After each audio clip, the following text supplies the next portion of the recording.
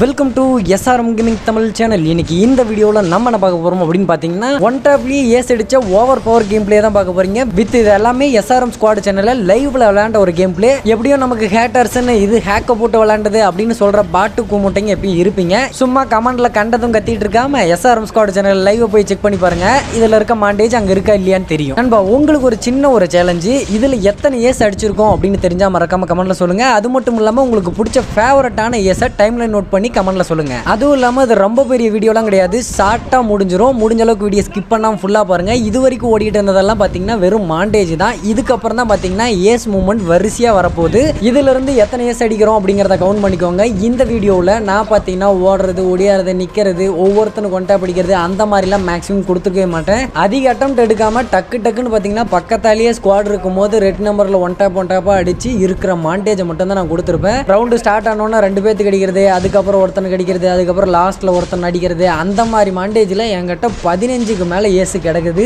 But ஆனால் அதெல்லாம் ஒரு மாதிரி போரிங்காக இருந்துச்சு, எனக்கே பார்க்க பிடிக்கல. அதனால தான் டக்குன்னு ஒன் டாப் அடிக்கிற மாண்டேஜை மட்டும் ஆட் பண்ணியிருக்கேன்.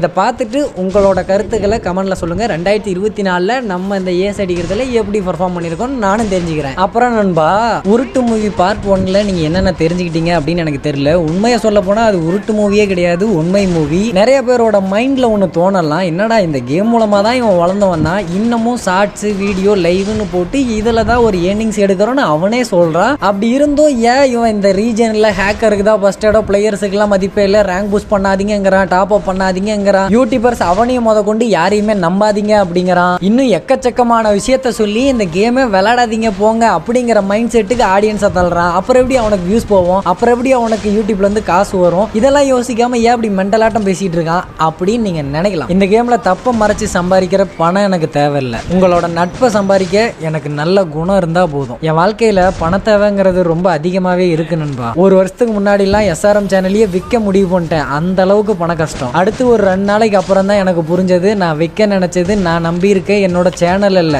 என்ன நம்பி இருக்க உங்களை. இன்னொன்னு நல்லா புரிஞ்சுக்கோங்க நண்பா, பணம் சம்பாதிக்க 1000 வழி, அதுக்கு இது வழி கிடையாது. இந்த கேமால தான் நான் வெளியே தெரிஞ்சேன், நான் ஒத்துக்கிறேன். அதுக்குன்னு இதுல ஒரு தப்பு நடக்குது அப்படின்னு தெரிஞ்சும் போடுறத துண்டு சொம்பு தூக்குற அவன் கிடையாதுன்னா. எனக்கு ஒரே ஒரு கேள்விதான் நண்பா, ஆடியன்ஸால சம்பாதிக்கிற யூடியூபர்ஸ் அந்த ஆடியன்ஸுக்கு நல்லதை சொல்லி சம்பாதிச்சா என்ன அப்படிங்கறது தான் எனக்கு கேள்வி. ஆடியன்ஸ் கொடுக்குற வியூஸ்ல உங்களுக்கு காசு வேணும், ஆனா நீங்க போடுற ஒரு தப்பான கண்டென்ட்டால காசு வேஸ்ட் பண்ணி அவன் லூஸா போகணும். இது என்ன நியாயம்? எனக்கு சும்மா யாரையானு வம்பளுக்கணும் இல்ல கான்ட்ரவர்சி கிரியேட் பண்ணணும் அப்படிங்கிற மோட்டிவ்லாம் கிடையாது நண்பா. மற்ற யூடியூபர்ஸும் அவங்களோட ஆடியன்ஸும் எப்படி நடத்துறாங்க, எப்படி பழகுறாங்க அப்படின்னு எனக்கு தெரியாது. எனக்கு கிடைச்ச மாதிரி ஒரு ஆடியன்ஸ் யாருக்கும் இருக்காங்களான்னு கூட எனக்கு தெரியல. இந்த யூடியூப்ல சம்பாதிக்கிற ஒவ்வொரு ரூபாயும் என்னோட ஆடியன்ஸ் சப்போர்ட் இல்லாம எனக்கு கிடைக்கிறது கிடையாது. அந்த காசுக்கு நான் உண்மையா இருக்க விரும்புறேன். அதனால தான் ஓப்பன் டால்க்கு எதா இருந்தாலும் பேசிடுறேன். அதுவும் இல்லாம இங்க தப்பு நடந்துட்டே இருக்குது அப்படின்னா ஒருத்தன் கேள்வி கேட்டாலாம் இங்க எதுவுமே மாற போறது கிடையாது. ஆடியன்ஸ் ஆகிய நீங்க தான் மாறணும். யாருக்கு சப்போர்ட் பண்ணணும், யாருக்கு சப்போர்ட் பண்ணக்கூடாது அப்படின்னு தெரிஞ்சு என்னோட சேனலும் கொஞ்சம் வளராதப்போ நல்லது கெட்டதுன்னு எல்லாமே நானும் காமிச்சிட்டு தான் இருந்தேன். அதை ஆடியன்ஸ் ஒருத்தர் ப்ரோ பேட் வேர்ட்ஸ் யூஸ் பண்ணாதீங்க,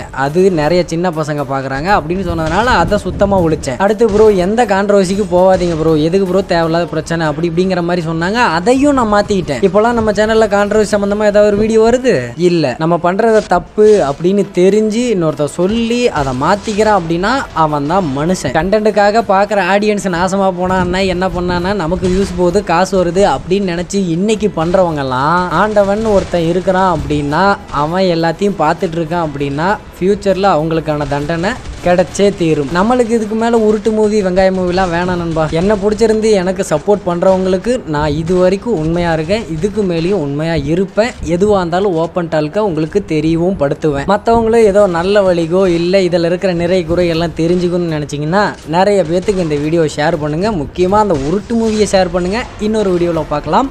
பை.